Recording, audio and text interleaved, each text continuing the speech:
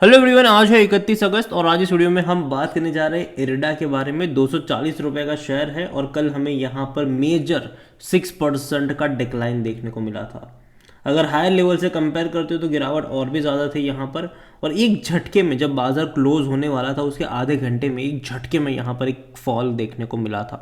बात करेंगे वीडियो में इसके बारे में और साथ ही साथ कंपनी का फ्यूचर प्लान है उसको लेकर भी डिस्कस करेंगे। गिरावट की वजह क्या है वो भी बात करेंगे, लेकिन उससे पहले अगर आपने अभी तक चैनल को सब्सक्राइब नहीं किया है तो प्लीज़ अभी इसे सब्सक्राइब कर लीजिए, क्योंकि आगे भी बहुत सारे वीडियोस हैं जो आपको काफ़ी ज़्यादा हेल्प करेंगे। तो देखिए, इरडा का शेयर तकरीबन 240 रुपये के आसपास ट्रेड कर रहा है। गिरावट कल बहुत बड़ी देखने को मिली ज़रूर थी और पिछले एक महीने का ग्राफ देखोगे तो अप्स एंड डाउन्स वाला ज़रूर है। इससे पहले भी 260 से गिरकर 235 पर आया था, तेज़ी दिखाई, वापस गिरा, एक मेजर तेज़ी आई थी और एक ही दिन में बड़ी तेज़ी दिखा दी थी इसने। 240 से सीधा 260 पे चला गया था ये, और आज एक झटके में गिरावट भी आई है। कुल मिलाकर एक महीने में अभी भी 8.5% की गिरावट ज़रूर है और एक साल में अगर आप देखोगे तो 300% का ग्रोथ है। हालांकि एक साल पूरा नहीं हुआ है, पिछले साल नवंबर में इसका आईपीओ आया था। 32 रुपये का इसका आईपीओ प्राइस था और 50 रुपये पर खुला था। एंड ऑफ द डे 60 रुपये पर ये क्लोज हुआ था। बड़ी रफ्तार उसके बाद देखने को मिली, 120 पे गया, फिर गिरावट आई, 100 रुपये के नीचे गया, फिर तेज़ी आई, 200 रुपये से ऊपर गया, फिर गिरावट आई, यहाँ पर 125 पर आया, फिर एक अच्छी तेज़ी यहाँ पर देखने को मिली और अभी लंबे समय से कंसोलिडेट कर रहा है। 300 रुपये का लेवल छूकर आया है और उसके बाद देखा जाए तो कंसोलिडेट ये कर रहा है और अभी भी मुझे लगता है कि जो गिरावट है वो और ज़्यादा गहरा सकती है। स्पेसिफिकली 235 का लेवल तोड़ने के बाद यहाँ पर अगर 235 का लेवल तोड़ता है ये मंडे ट्यूसडे को, तो और मेजर फॉल भी यहाँ पर आ सकते हैं। और गिरावट की वजह यहाँ पर है कि कंपनी जो है वो पैसा रेज कर रही है और जाहिर सी बात है कंपनी जब पैसा रेज करेगी, और स्पेसिफिकली अगर आप देखो तो यहाँ पर खबर आ रही है कि तकरीबन 4,500 करोड़ रुपए कंपनी का प्लान है रेज करने का इक्विटी के जरिए। तो यहाँ पर 4,500 करोड़ रुपए जो है वो रेज करने का प्लान है कंपनी का, और एक नहीं अलग अलग ट्रांजेक्शन में करे जाएंगे, अलग अलग मेथड से करे जाएंगे, इंक्लूडिंग एफपीओ और क्यूआईपी। अब जाहिर सी बात है यहाँ पर एफपीओ के जरिए भी खरीदारी करेंगे या फिर क्यूआईपी के जरिए भी खरीदारी करेंगे, राइट इश्यू या फिर प्रेफरेंशियल के जरिए भी खरीदारी करेंगे, तो मार्केट प्राइस से सस्ते दाम पर ही इनको लेकर आना पड़ेगा, तब जाकर लोग सब्सक्राइब करेंगे। और बाजार इस चीज़ को जानता भी है। और अगर हम क्वालिफाइड इंस्टीट्यूशन की अगर हम बात करते हैं तो भाई साहब वो 240 रुपये तो देंगे ही नहीं, इसके चांसेस इसके ज़्यादा है। रीज़न ये है कि लिस्टिंग से लेकर अब तक वो बेच ही रहे हैं, लगातार वो बेच ही रहे हैं। यहाँ पर इंस्टीट्यूशन जो है वो लगातार बेच रहे हैं यहाँ पर, तो उनका तो यहाँ पर एंट्री करना मुझे नहीं लगता कि वो आएंगे भी यहाँ पर। अगर आप देखोगे तो कंपनी की मीटिंग हुई थी जहाँ पर ये कंसिडर करा गया कि 4,500 करोड़ रुपए रेज करने का प्लान है। अलग अलग ट्रांजेक्शन में करे जाएंगे ये, FPO, QIP, right issue, preferential, अलग अलग तरीके से जो भी यहाँ पर ठीक होगा वो उस तरीके से यहाँ पर करने का प्लान है। और अगेन देखो, कंपनी ख़राब नहीं है, लेकिन मैं पहले भी बोल चुका हूँ कि भैया वैल्यूशन मुझे इसका हजम नहीं हो रहा है, काफ़ी महंगा है ये, और जब गिरावट आएगी एक मेजर फॉल यहाँ पर एक्सपेक्टेड रहेगा। और अभी तो शुरुआत हुई है, हालांकि ऑलरेडी 300 से गिरकर आया ज़रूर है नीचे, लेकिन फिर भी यहाँ पर देखें तो कंपनी मिनी रत्न कंपनी है।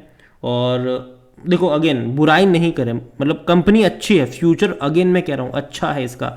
मुझे बस इसका वैल्यूएशन खटक रहा है कि जिस प्राइस पे एंट्री करने की बात हो रही है वो प्राइस मुझे मतलब यहाँ पर महंगा लग रहा है। अगर इसके वैल्यू, अगर हम उसके वॉल्यूम्स की बात करें तो 4.5 करोड़ से भी ज़्यादा के शेयर कल यहाँ पर ट्रेड होते नजर आते, बड़ी क्वांटिटी में ट्रेडिंग हो रही है यहाँ पर। अगर 310 रुपये के लेवल से गिरकर नीचे आए इंट्राडे में, अगर आप देखोगे तो 310 रुपये के लेवल से अभी 240 का है, 70 रुपये ऑलरेडी गिर चुका है ये, ऑलमोस्ट 20% से ज़्यादा की गिरावट देख चुका है ये। जहाँ तक इसका मार्केट कैप देखें तो 65,000 करोड़ के आसपास का इसका मार्केट कैप देखने को मिल रहा है। कंपनी के बारे में अगर हम बात करने जाए तो according to Moneycontrol user 81% लोग कह रहे खरीदारी करो, 14% लोग कह रहे बेचो और भाग जाओ, 5% लोग यहाँ पर होल्ड करने की भी बात कर रहे हैं। कंपनी को लेकर डिविडेंड भी देखें तो अभी तक इन्होंने अनाउंस नहीं करा है, नहीं करा है इन्होंने अनाउंस, ठीक है। जनरली एक्चुअली करना चाहिए था, क्योंकि सरकारी कंपनी और जो भी सरकारी कंपनी पैसा कमाती है वो डिविडेंड ज़रूर पे करती है, लेकिन इसने अभी तक अनाउंस नहीं करा है। मैं उम्मीद करता हूँ कि शायद अगले साल से पे करना स्टार्ट कर दे या फिर इस साल के एंड में भी थोड़ा बहुत डिविडेंड अनाउंस कर दे तो अच्छा होगा, क्योंकि जनरली सरकारी कंपनियाँ करती है, स्पेसिफिकली वो सरकारी कंपनी जो पैसा कमा रही है, और ये लोग पैसा तो कमा रहे हैं, ऐसा नहीं है कि नहीं कमा रहे हैं। और जहाँ तक वैल्यूएशन के बारे में देखें तो जो पी रेशियो 51 का महंगा है, काफ़ी महंगा, और ये मैं कई बार बोल चुका हूँ कि इस लेवल पर भैया मुझे महंगा लगता है। इवन जब ये 300 पे था, 290 पे था, 280 पे था, 270 पे था, कई सारे वीडियोस थे मेरे कि नहीं बन रहे हैं यहाँ पर मौके खरीदारी के। जब आईपीओ आया था मैंने कहा था कि हाँ सब्सक्राइब कर सकते हो, कोई दिक्कत की बात नहीं है। जब तक ये 100 रुपये 120 के नीचे था तब तक मेरी यहाँ पर बाइंग की रिकमेंडेशन रही थी। लेकिन जब 200 रुपये के ऊपर निकला डेफिनेटली मुझे ये महंगा लगा। हालांकि उसके बाद 300 तक भी गया था, लेकिन अगेन यहाँ पर रिस्क ज़्यादा इन्वॉल्व हो जाता है कि वैल्यूएशन के हिसाब से भी महंगा है। ऑलरेडी बहुत सारी तेज़ी यहाँ पर आ चुकी है और यहाँ पर इंस्टीट्यूशंस एक्चुअली में बिकवाली कर रहे हैं, जो रिटेल इन्वेस्टर ही यहाँ पर ज़्यादा खरीदारी कर रहा है। अगर यहाँ पर 50% एनालिस्ट कहते हैं खरीदारी करो, फाइनेंशियल देखो तो डेफिनेटली लास्ट क्वार्टर के नंबर बहुत अच्छे थे इसके। 1510 करोड़ का रेवेन्यू था इसका और प्रॉफिट 380 करोड़ से भी ज़्यादा का, जो कि बेहतरीन था, अब तक का सबसे हाईएस्ट था ये। अब आने वाले क्वार्टर में भी एक्सपेक्टेशन हाई ही है इस कंपनी से कि भैया अच्छे नंबर्स तो इसके आने ही चाहिए, क्योंकि पास्ट में अच्छे नंबर दिखा चुके हैं। इवन क्वार्टर ऑन क्वार्टर भी ग्रोथ है, ईयर ऑन ईयर बेस पर भी ग्रोथ है। और जहाँ तक मेन चीज़ जो मुझे खटक रही वो है शेयर होल्डिंग। यहाँ पर जैसे कि मैंने कहा पैसा रेस करने को लेकर जा रहे हैं ये QIP के ज़रिए, तो भैया जो QIP अब तक बेच रहे थे, ठीक है, यहाँ पर देखोगे तो लिस्टिंग से लेकर अब तक 3.94% के म्यूचुअल फंड बेच कर 0.24 पर आ गए। डोमेस्टिक वाले भी देखो तो 4.59 से बेच कर वो भाई सब 0.18 पर आ गए। तो जो लोग 100 रुपये पर बेच के भाग गए, जो लोग 150 पर बेच के भाग गए, अब वो 250 में थोड़ी ना खरीदारी करने आएंगे। हालांकि आते हैं, ऐसा नहीं कि नहीं आते हैं, लेकिन डेफिनेटली जो मार्केट प्राइस है उससे कम प्राइस पर ही वो आएंगे। एटलीस्ट थोड़ा बहुत डिस्काउंट देना पड़ेगा इनको। जैसा कि हमने हिंदुस्तान जिंक में देखा था कि मार्केट प्राइस कितना था और मतलब शेयर किस प्राइस पे ट्रेड कर रहा था और किस प्राइस पे ऑफर किया गया था, तो बाद में उसको एडजस्ट करना पड़ा, बाद में उस तरीके से गिरावट भी देखने को मिली थी। यहाँ पर देखो तो इंस्टीट्यूशन की होल्डिंग बहुत कम है। रिटेल इन्वेस्टर देखो तो जो लिस्टिंग के टाइम पर भाई साहब से 12.5% पे थे, आज वो 18.5% से भी ज़्यादा की होल्डिंग लेकर बैठ चुके हैं। ज़्यादातर खरीदारी उन्होंने करी है और अदर पार्टीज़ ने भी करी है। 3.29% की होल्डिंग उनकी भी है यहाँ पर। तो देखिए ओवरऑल मैं इतना ही कहूँगा इरडा को लेकर कि देखो कंपनी ख़राब नहीं है, मैं अगेन कह दूँ ख़राब नहीं है, लेकिन एक मेजर फॉल एक्सपेक्टेड होना चाहिए। जैसा कि यहाँ पर आप देखोगे तो 100 रुपये से भाग कर जब ये 210 पे गया था तो गिरकर 125 पर भी आया था। तो यहाँ पर एक बड़ी तेज़ी आई है 310 रुपये पर जाने के बाद। एटलीस्ट मैं एक्सपेक्ट कर रहा हूँ कि 200 पे आना चाहिए।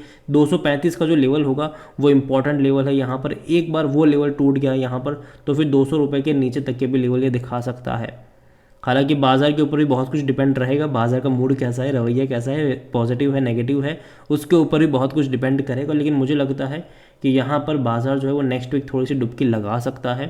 फिर वापस से तेज़ी आएगी जब फेस्टिवल सीजन शुरू हो जाएंगे।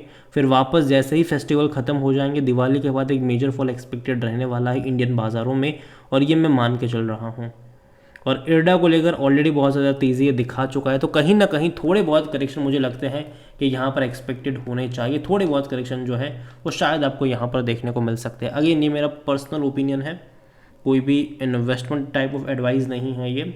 वीडियो को यहीं पे एंड करता हूँ। पसंद आया हो तो लाइक करें, शेयर करें। चैनल अगर आप पहली बार हैं तो प्लीज़ सब्सक्राइब करें। और इरडा के बारे में आप क्या सोचते हैं, जो इनका QIP आ रहा है या फिर जो पैसा रेज करने वाले हैं, चाहे वो FPO के जरिए QIP के जरिए करे, उसके बारे में आप क्या सोचते हैं वो भी आप मुझे कमेंट में लिख के बता सकते हैं। Thank you.